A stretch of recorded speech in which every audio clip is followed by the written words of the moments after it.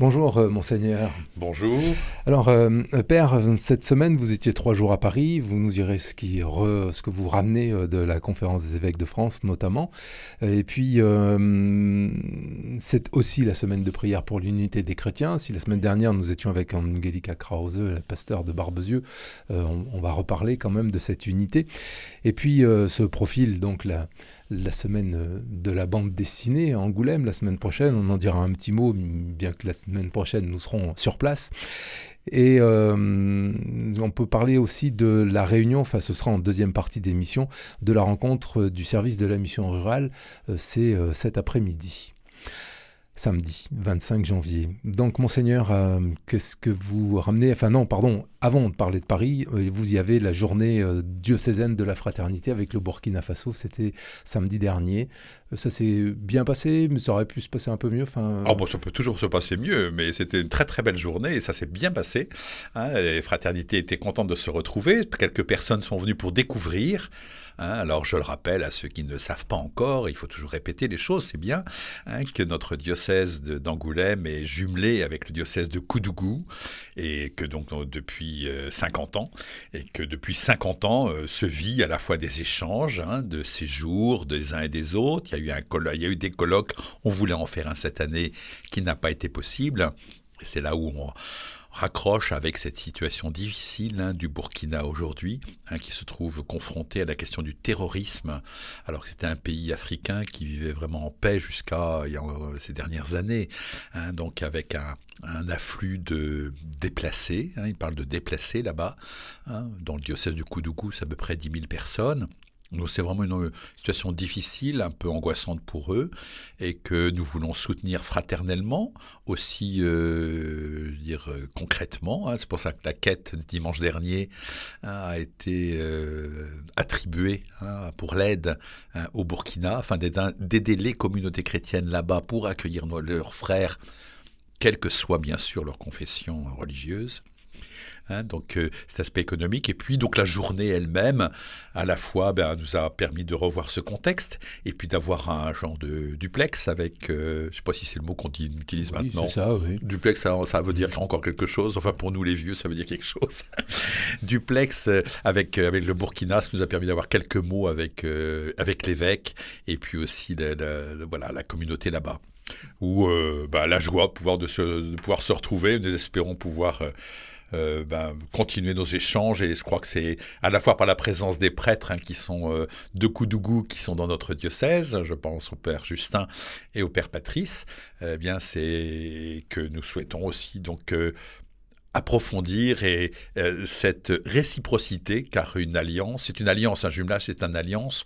On peut être amené à donner un certain nombre de choses, et puis ça, c'est vraiment de la spiritualité. Quand on donne, on reçoit beaucoup, et on reçoit aussi beaucoup de ce qu'ils sont, de leur foi, de leur ferveur, de leur espérance, et en tout cas, la semaine dernière, ils étaient en fête, puisque c'était les 50 ans de la paroisse Saint-Joseph-Moukassa à Koudougou, et que j'ai bien aimé cette parole en lui disant mais c'est pas parce qu'on est dans des situations difficiles qu'on va se voler la joie que nous avons d'être chrétiens et de pouvoir célébrer ensemble. Donc un bon moment, mais la fraternité se vit tout au long de l'année. Alors surtout ceux qui veulent rejoindre ces fraternités, car donc il y a une restructuration, je ne vais pas rentrer dans les détails, mais toutes les paroisses et tous les doyennés sont jumelés avec des paroisses là-bas, ce qui permet d'avoir des contacts directs avec des personnes et pas simplement un jumelage dans l'idée.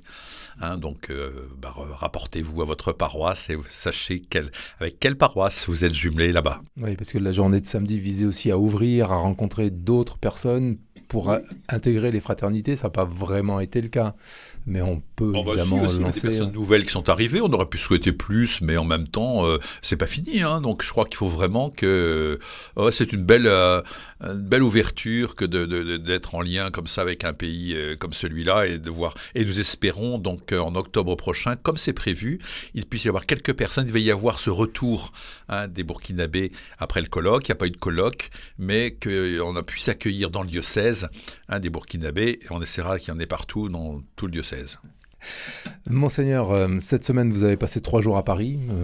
Qu'est-ce Oui, qui... oui. Bien à la fois l'accompagnement du renouveau, l'instance de communion, je crois que je l'ai dit la semaine dernière, qui ne s'appelle plus instance de communion, mais qui s'appelle maintenant Communion Caris France, puisque notre pape bien-aimé a créé un nouveau service à Rome, qui s'appelle Caris, et pour être au service du renouveau, puisqu'il demande vraiment au renouveau, de manière très très concrète, de diffuser dans toutes les paroisses la grâce qui est la leur, de pouvoir vivre dans l'esprit et de pouvoir donner un certain nombre de choses, d'avoir cet esprit œcuménique, donc on est bien dans la semaine de l'unité également, je le rappelle, et d'accueil des pauvres. Donc l'instance de communion rassemble les groupes de prière et les grandes communautés, où nous réfléchissons sur un certain nombre de sujets. L'idée étant peut-être de faire un grand rassemblement national, bientôt dans quelques temps, on en reparlera. Donc ça c'est Caris France, Communion Caris France. Je répète parce que vous en entendrez peut-être parler, donc Communion Caris France. Et puis à Paris, je suis revenu quand même entre les deux pour le mardi pour avoir ce retour du pèlerinage de ceux qui ont fait le pèlerinage auprès de Padre Pio. Et c'était beau d'entendre cette rencontre avec un saint du XXe a pu changer aussi de manière très très concrète dans les vies. On était une quarantaine à être partis, une quarantaine qui ont accepté de revenir pour pouvoir en parler. Et c'était très beau. Je le dis parce que ça me permet de faire un petit coup de pub aussi pour notre bureau des pèlerinages et pour les propositions qui sont faites.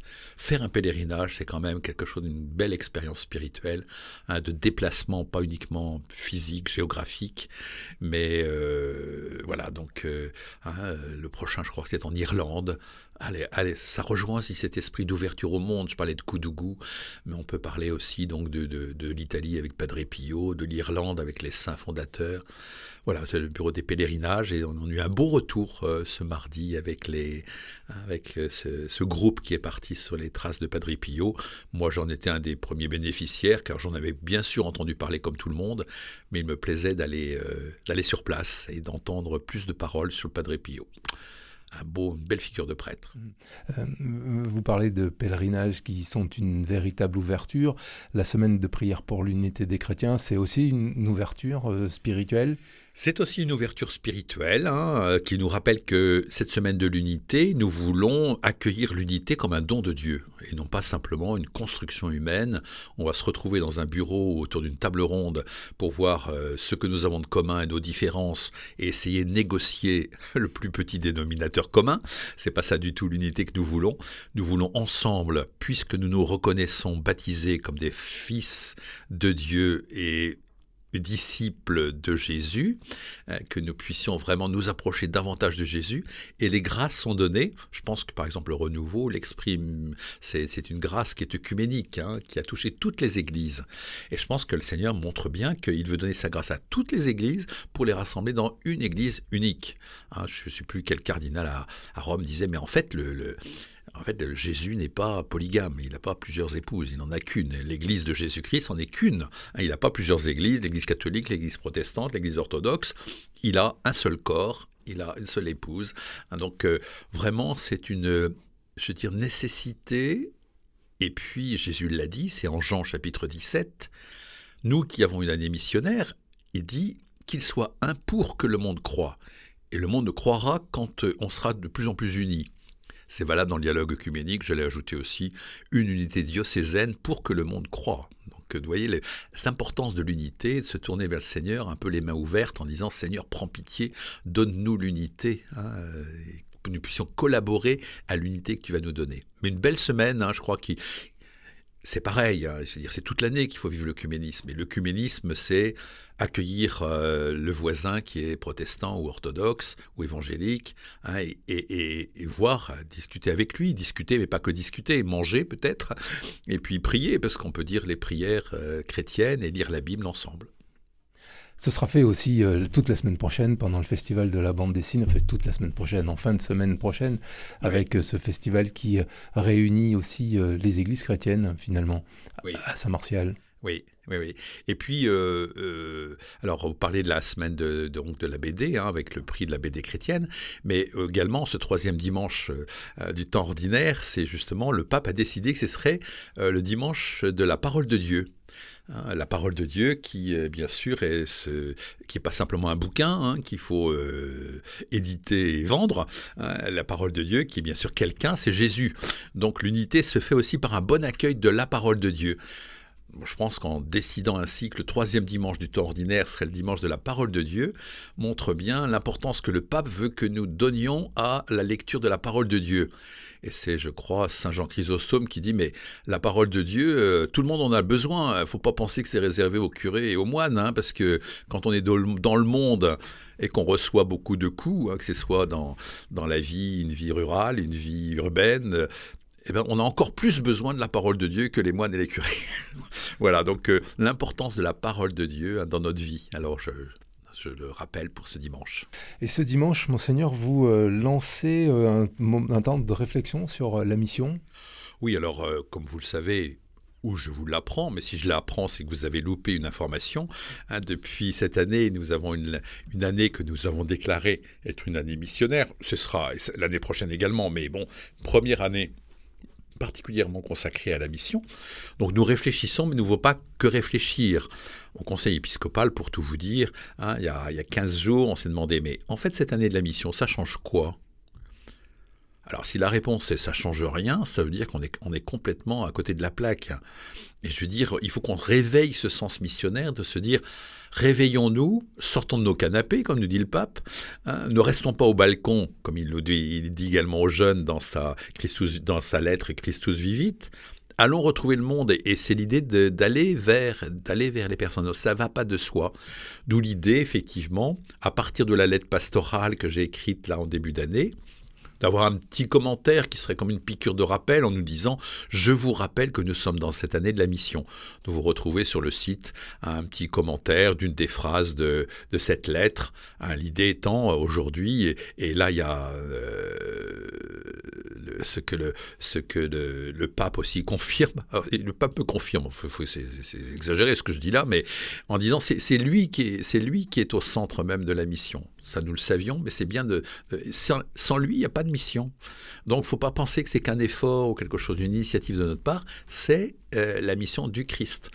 Donc voilà, donc un petit commentaire qui sera donné chaque mois pour nous aider, accompagner. Et puis, frères et sœurs, réveillons-nous, ne nous laissons pas voler la joie de la mission. Monseigneur, pour cette deuxième partie d'émission, Agnès Balu est avec nous. Bonjour. Bonjour.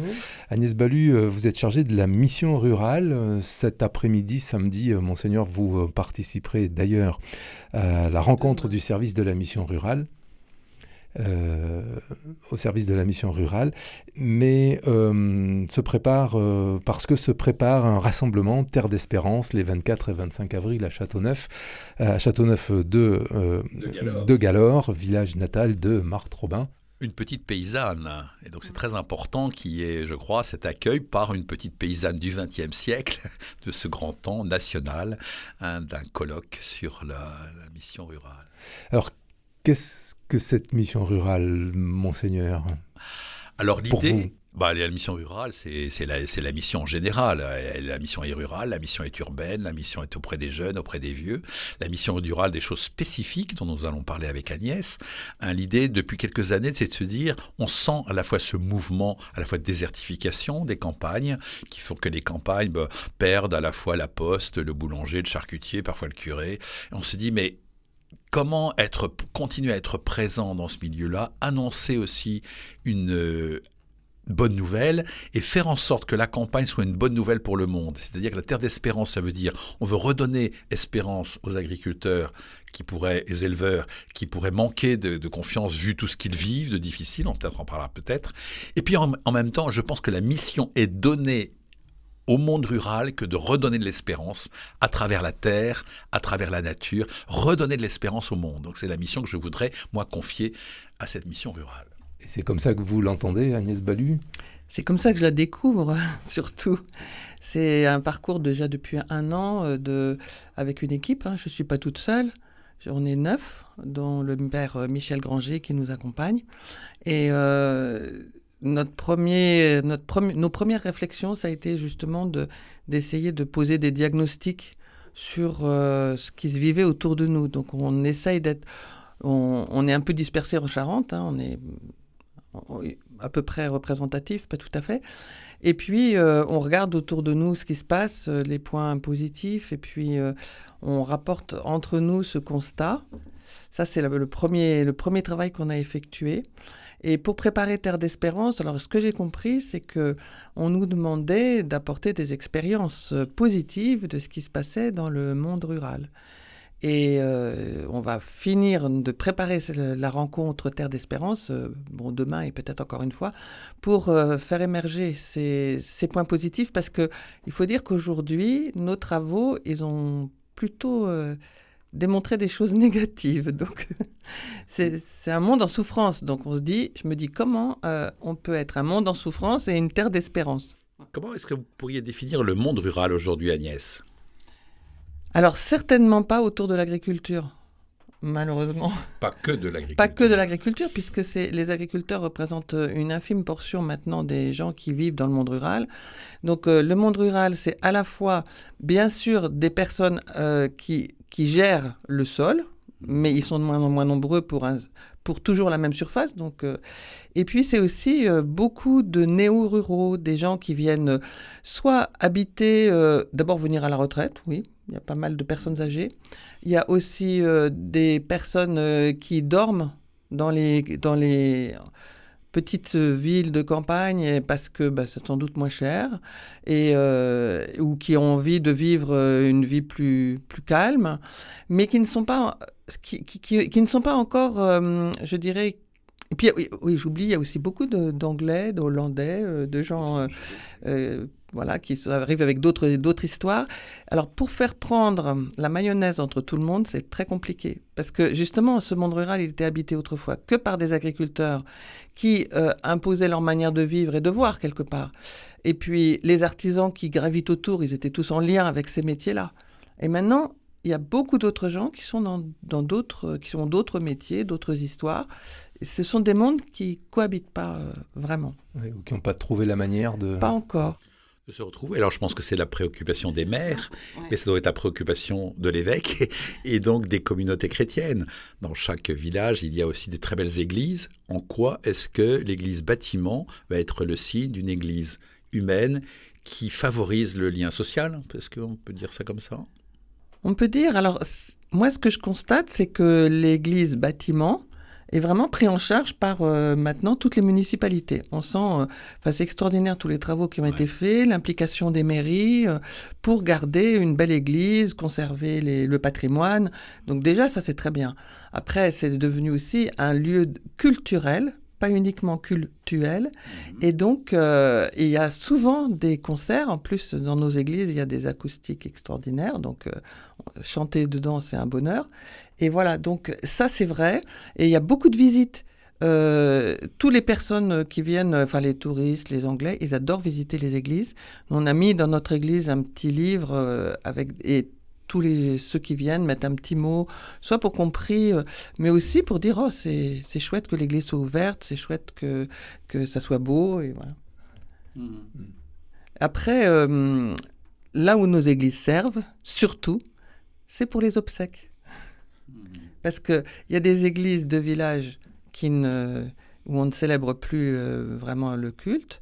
Et donc, par contre, on célèbre des obsèques. Et là, oui, c'est un lieu de rassemblement, c'est un lieu de rencontre. On parlait de mission tout à l'heure. Je trouve qu'il y a une grande mission au travers du service de célébration des obsèques.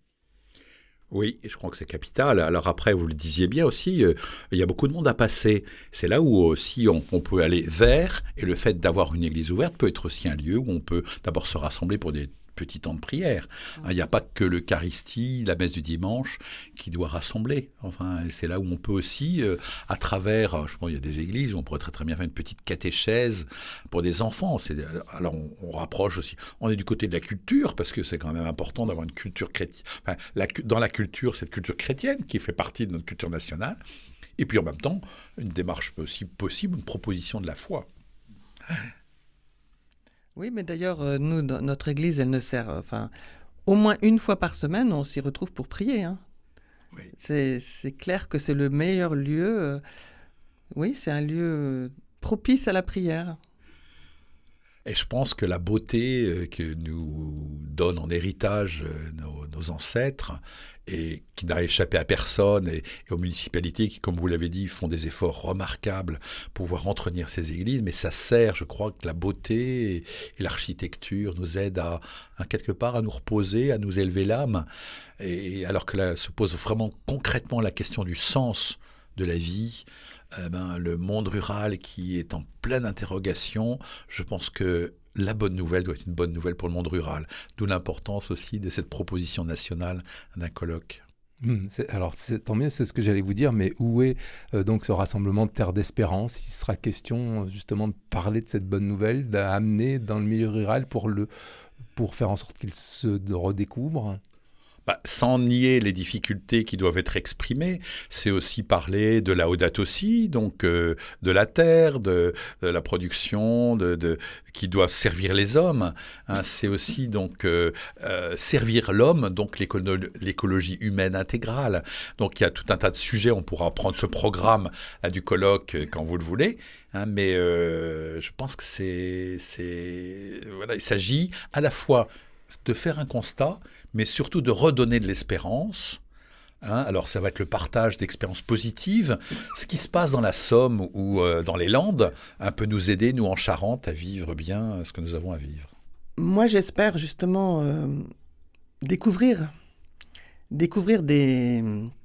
En allant à ce colloque, j'espère découvrir des expériences, des choses qu'on pourrait rapporter dans notre diocèse, mais aussi ce qui serait intéressant, ce qu'on espère dans notre équipe, c'est qu'au niveau de notre diocèse, repérer justement toutes les actions positives, intéressantes, de justement faire vivre ce monde rural, faire que les gens arrivent à se rencontrer, à se comprendre. On pense qu'il y a des initiatives dans chaque doyenné du diocèse et qu'il faudrait qu'on arrive à se les partager. Oui. Donc on se dit, le Terre d'Espérance, c'est en fait pour moi, c'est un départ. C'est-à-dire, le travail qu'on a fait jusqu'à présent, c'était un travail de construction un petit peu. Et puis, Terre d'Espérance, on va se rassembler, on va entendre des choses. Mais c'est pour ensuite qu'on parte en mission. Donc, l'idée, c'est de récupérer, voilà, d'entendre des choses, d'en faire un bon profit, et puis de rapporter ça dans notre diocèse, et puis de lancer peut-être des actions, ou en tout cas d'impulser dans les doyennés quelque chose. Alors nous espérons partir à 10. Moi, je partirai avec l'équipe parce que d'abord, je suis content de retourner à Châteauneuf-de-Galore et puis parce que ça me préoccupe aussi cette question de la mission rurale. Et sans... voilà, donc j'étais hier à Paris. Nous avons parlé un petit peu de ce programme. Donc il y aura 5 tables rondes parce que donc 10 personnes par diocèse, ça fait au moins 800 à 1000 personnes. Hein, donc ça va être un gros truc. Hein, il y aura 5 tables rondes au choix et après 40 ateliers qui seront au choix également, que les participants vont choisir à l'inscription. Ça veut dire que toutes les expériences positives vont être proposées à la réflexion. Donc c'est ce que nous allons voir ensemble. Je pense que c'est bien parti et je pense que l'équipe nationale est heureuse de ses premiers contacts et je pense qu'il y aura un enrichissement réel pour les participants et comme le vient de dire Agnès, nous comptons bien que ça enrichisse la vie diocésaine. Ce rassemblement, c'est donc les 25 et 26 avril. Hein. On a le temps encore de le préparer. On en reparlera. Ouais. Mais déjà, on se prépare. Et l'importance de savoir, d'abord parce que si vous avez, je pense que si les auditeurs ont des propositions, des choses à dire, ils peuvent toujours écrire à Mission Rurale à la Maison Diocésaine et on transmettra. Ou Agnès, lui qui est de Blanzac. De Sainte-Souline, Brossac. Excusez-moi, vous voyez, la campagne, c'est précis. Hein, donc de pouvoir écrire pour avoir donné des suggestions, des idées. Oui, moi, je suis preneur. Je suis preneur de toutes les bonnes idées. Ouais. Bien, donc mission rurale, maison diocésaine, 226 route de Bordeaux. Enfin, maison diocésaine, mission rurale, 226 route de Bordeaux, 16 000 Angoulême. Et on vous fera suivre, Agnès Balu. Merci d'être venu nous parler de cette mission rurale, en fait, de la vision de ce monde rural que vous avez et que vous voulez voir évoluer. Et je pense que RCF sera certainement présent. Oui, sans doute, oui, forcément. Merci beaucoup. Merci à bientôt.